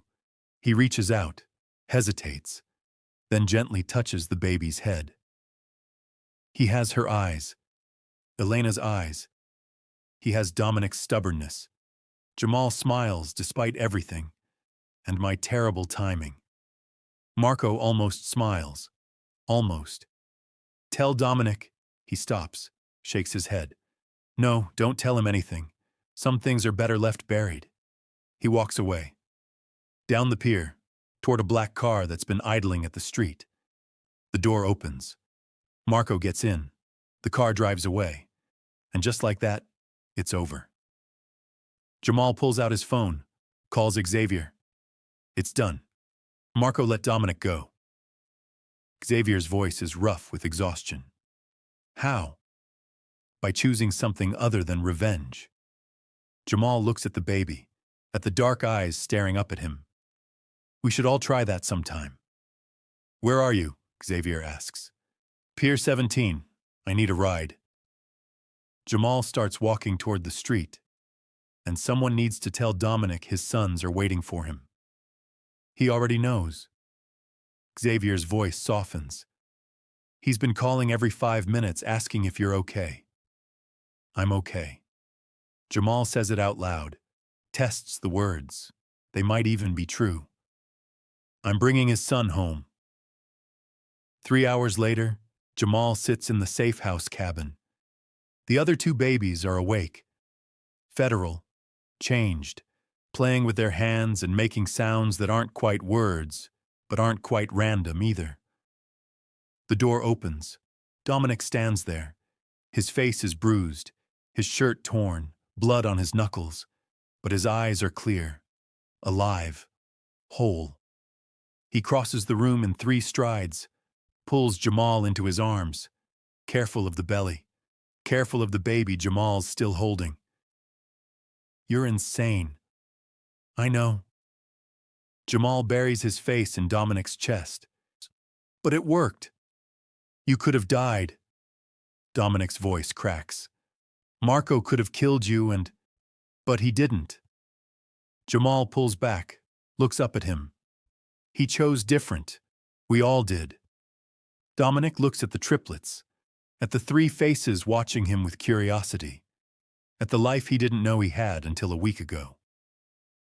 What do we do now? Now? Jamal hands him the baby, watches Dominic's arms instinctively cradle the small body. Now we figure out how to be a family. I don't know how to do that. Dominic's honesty is brutal. I barely know how to keep people alive. Then we'll learn together. Jamal sits beside the other 2 babies, touches their hands, feels their warmth. One day at a time. Xavier appears in the doorway. FBI's closing in on Penn Station. They'll figure out it was us eventually. Let them. Dominic doesn't look away from the baby in his arms. I'm done running, done hiding. If they come, they come. And if Marco changes his mind? Simone asks from the kitchen. If he decides revenge is better than peace, then we deal with it. Jamal's hand rests on his belly, on the baby that's still coming, that still needs to be born into this mess. But until then, we live. The room falls quiet. Outside, the rain has stopped. The sun breaks through clouds. Light streams through windows. And for the first time in days, Jamal lets himself breathe. The FBI comes at dawn. 12 agents, 3 black SUVs, tactical gear. They surround the cabin before anyone inside even knows they're there. Jamal wakes to the sound of boots on the porch. Heavy, deliberate, the sound of authority that doesn't ask permission. Dominic is already awake, dressed, standing by the window with a gun in his hand. They found us. How? Xavier moves to the other window, peers through the curtain. This place was off-grid. Someone talked. Dominic's voice is flat. Or someone tracked us. Doesn't matter now. A voice booms through a megaphone. Dominic Blackwell, this is the FBI. Come out with your hands up. Jamal's heart stops. He looks at the triplets, all 3 sleeping in their makeshift crib. At Simone, who's checking her gun. At Terrence, who's already moving toward the back door. We can fight. Terrence says it quietly. Take the back exit, scatter, regroup later. And go where? Dominic sets his gun on the table. I'm done running. They'll arrest you. Xavier's face is pale. Penn Station. The explosions, the bodies. They'll bury you under charges. Good. Dominic looks at Jamal, at the belly that's getting bigger every day, at the family that shouldn't exist but does. Then maybe you'll finally be safe. No. Jamal stands. His legs shake, but he forces them steady. You're not sacrificing yourself. Not now. Not after everything. I'm not sacrificing. Dominic crosses to him, cups his face in rough hands. I'm choosing. There's a difference. The hell there is. Jamal's voice breaks. You walk out that door, and I'll never see you again. The babies will grow up without a father. Our child will... He can't finish. Can't say the words. Our child will be alive. Dominic's thumb brushes away tears Jamal didn't know were falling. That's all that matters. The megaphone again. You have 60 seconds. Then we're coming in. Dominic kisses Jamal, hard, desperate, like he's trying to memorize the taste. Then he pulls away and walks toward the door. Xavier grabs his arm. There has to be another way. There isn't. Dominic shakes him off. You know that. I know that. So let me do this. He opens the door, steps outside with his hands raised. The agents swarm him immediately. Cuffs, rough hands, shouted commands. Jamal watches from the window as they push Dominic into the back of an SUV. But before the door closes, Dominic looks back, finds Jamal through the window, mouths 3 words. I love you. Then he's gone. The agents search the cabin, question everyone. Xavier gives them nothing. Simone stays silent. Terrence lawyers up. Jamal sits with the babies and answers questions in a voice that doesn't sound like his own. Where were you on the night of February 13th? Home. With the babies. Do you know anything about the explosions at Penn Station? No. What's your relationship to Dominic Blackwell? He's my husband, father of my children. The agent, a woman with tired eyes and gray hair, looks at the triplets, at Jamal's belly, at the life that's barely holding together. You know he's going away for a long time. I know. Jamal's voice is hollow. Can I see him? Before whatever happens next? The agent considers, then nods. 1 visit, 20 minutes, that's all I can give you. They take him to a federal building in Manhattan. Concrete, fluorescent lights, the smell of fear and stale coffee. Dominic sits in a white room, orange jumpsuit, cuffs, but his eyes are still sharp, still him. Jamal sits across from him, on a table between them, a guard by the door, 20 minutes. "How are the babies?" Dominic asks. "Safe." Jamal's hands rest on the table, so close to Dominic's, not allowed to touch. "Missing you. They don't know me well enough to miss me." Dominic's smile is sad. "But maybe that's better." "Don't say that." Jamal's voice shakes. "They need their father. I need—" He stops, breathes. "I need you to fight this." "I am fighting." Dominic leans forward. "By keeping you out of it, by taking the fall. They want someone to blame for Penn Station. Fine. I'll be that someone.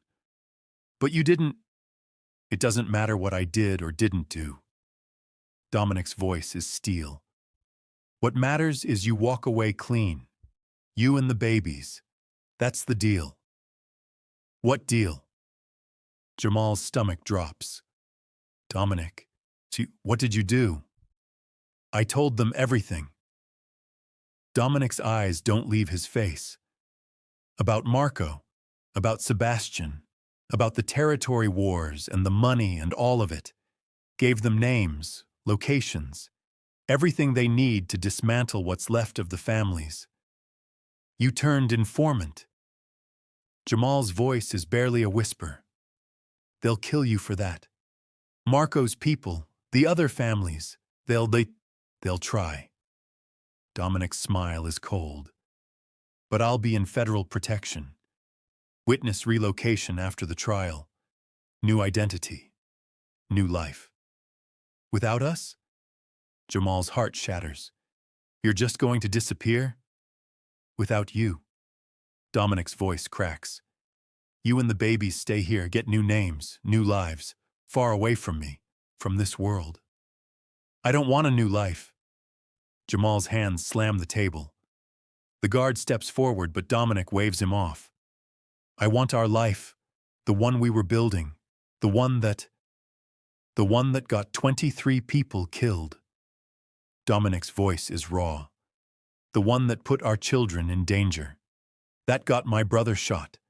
That nearly got you killed a dozen times over." He leans back.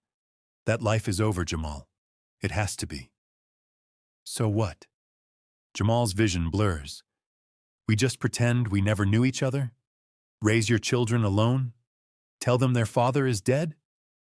"Tell them their father loved them." Dominic's eyes are wet now. "Tell them he chose them over everything. That's all they need to know." The guard taps his watch. 5 minutes. 5 minutes. That's all that's left. 5 minutes to say goodbye to the life they were supposed to have. Jamal stands, walks around the table. The guard moves to stop him, but Dominic shakes his head. Jamal sits beside him, close enough to feel his warmth, close enough to remember what it felt like before the world fell apart. "I can't do this without you." Jamal's voice breaks completely. "I don't know how to be strong enough." "Yes, you do." Dominic's shoulder presses against his, the only touch they're allowed. "You walked into Marco Valdez's trap alone. Saved everyone. You're the strongest person I know." "I was terrified," Jamal whispers. "Every second. I thought I was going to die." "But you didn't." Dominic's voice is soft. "You lived. You fought. You won." He pauses. "Now you have to keep winning. For them. For our baby. For yourself. Time." The guard's voice cuts through. "We need to go." Jamal stands, looks at Dominic one last time, at the man who built an empire and destroyed it to save 4 lives that mattered more. "I love you." The words feel too small, too inadequate. "I'll always love you." "I know." Dominic's smile is broken. "That's why you have to let me go." Jamal walks out, down the hallway, through security, into the cold New York air. Xavier is waiting by the car. He doesn't ask questions, just drives. Back to the cabin. Back to the babies who are awake and fussy. Back to Simone and Terrence who are packing to leave. Back to a life that's splintering into pieces. "Where will you go?" Simone asks. She's holding one of the triplets, rocking him gently. "FBI will relocate you, but I don't know." Jamal sits heavily. His entire body aches. Somewhere quiet, somewhere normal. Normal doesn't exist for us anymore. Xavier hands him an envelope. "But this might help." Inside is a bank card, an address in Oregon, keys to a house. "What is this?" "A fresh start." Xavier's voice is rough. "Properties in a trust, untraceable, small town, good schools, everything you need." "Xavier, take it." Xavier's eyes are wet. "Dominic would want you safe. This is how I make that happen." Jamal looks at the keys, at the address, at the life being handed to him like a consolation prize. Will I ever see him again? I don't know. Xavier's honesty is brutal. Witness protection it's permanent. If he testifies, if he survives the trial, maybe, but probably not. Jamal nods. He doesn't cry. Can't cry. There's nothing left inside him except the need to keep the babies alive, to keep moving forward even when every step feels impossible. 3 days later, they leave. Jamal and the 4 babies, 3 in his arms, 1 still inside him. Xavier drives them to the airport. Simone comes too. Terrence stays behind to clean up loose ends. The flight to Oregon is quiet. The babies sleep. Jamal stares out the window at clouds and sky and the distance growing between him and everything he loved. The house in Oregon is small, 2 bedrooms, a yard, neighbors who wave and don't ask questions. Jamal sets up cribs, unpacks diapers, tries to build something that feels like home. 2 weeks pass, then a month. The babies grow, start smiling, start reaching for things. The middle one, the quiet one, watches Jamal with dark eyes that look so much like Dominic's it hurts. Jamal's belly gets bigger. The due date approaches. He picks a hospital, signs papers with a name that isn't his, prepares to give birth alone. But 3 days before his due date, there's a knock on the door. Jamal opens it. A man stands there. Different face, different hair, but the eyes are the same. Dominic. They said witness protection. Jamal's voice won't work right. They said permanent. They lied. Dominic steps inside. Or I did. Doesn't matter. I testified. They got convictions. And I decided life in hiding with you is better than safety without you. Jamal's legs give out. Dominic catches him, holds him. And for the first time in months, Jamal lets himself believe things might actually be okay. The baby comes 3 days early. Contractions start at midnight. Sharp. Regular. Jamal wakes Dominic with a hand pressed to his belly and words that barely make sense. It's time. They don't make it to the hospital. The contractions are too fast, too strong. By the time they get the triplets loaded into the car, Jamal's water breaks in the driveway. We're not going to make it. Jamal grips the door handle. His breathing comes in gasps. Dominic, we're not. Then we do this here. Dominic's voice is steady, calm. He's faced down mobsters and federal agents and men who wanted him dead. This shouldn't scare him more than any of that. But it does. Tell me what you need. Towels, hot water, something to cut the cord. Jamal's voice is tight with pain. And pray. Pray this works. Dominic gets everything, moves fast, calls 911 on speaker and follows the dispatcher's instructions, while Jamal breathes through contractions that are coming so close together there's barely space between them. The triplets watch from their cribs, wide-eyed, silent, like they know something important is happening. Push. Dominic's hands shake, but his voice doesn't. Come on, baby. You can do this. Jamal pushes, screams, pushes again. The pain is white-hot, blinding. He thinks he's going to die, thinks this is how it ends, bleeding out in an Oregon driveway while his husband delivers their child alone. But then there's pressure, relief, a sound that's not him, a baby crying. Dominic holds the baby up, covered in blood and vernix and absolutely perfect. It's a boy, Jamal laughs. Or maybe he's crying. Hard to tell. Dominic places the baby on his chest, warm, squirming, alive. Their son, the one they planned for, the one that was supposed to fix everything. The ambulance arrives 10 minutes later. Paramedics check everyone, clean the baby, make sure Jamal isn't hemorrhaging. Load them all into the back. Jamal, the newborn, Dominic, and 3 triplets who refuse to be left behind. At the hospital, they stitch Jamal up. A run tests, clear the baby as healthy. 8 pounds, full head of dark hair, lungs that work overtime. Name? The nurse asks. Jamal looks at Dominic. They haven't talked about names, haven't had time. You choose. Dominic looks at the baby, at the face that's all wrinkled and red and new. Elijah, after my grandfather, the one who didn't choose violence. Elijah Blackwell. Jamal tests the name. It fits. Okay. They bring the triplets in once Jamal's settled. All 4 babies in one room. Chaos, noise, diapers and bottles and crying that never seems to stop. But also laughter. Tiny hands reaching for each other. The middle triplet touching Elijah's face like he's making sure this brother is real. A social worker visits on day 2. She has questions about the triplets, about their birth certificates, about why 3 babies share Dominic's DNA but weren't registered until months after birth. Complicated situation. Dominic's voice is careful. Their mother passed. We're raising them.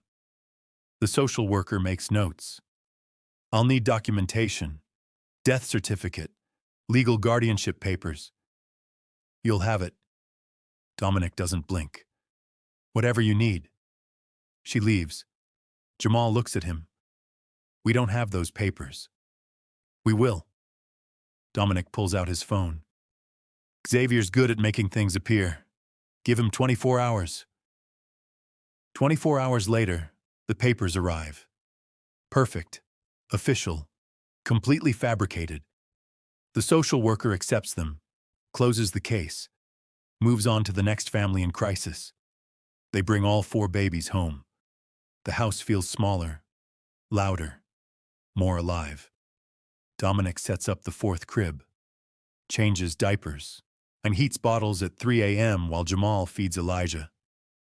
This is insane. Jamal's voice is exhausted. 4 babies, no help, in a town where no one knows us.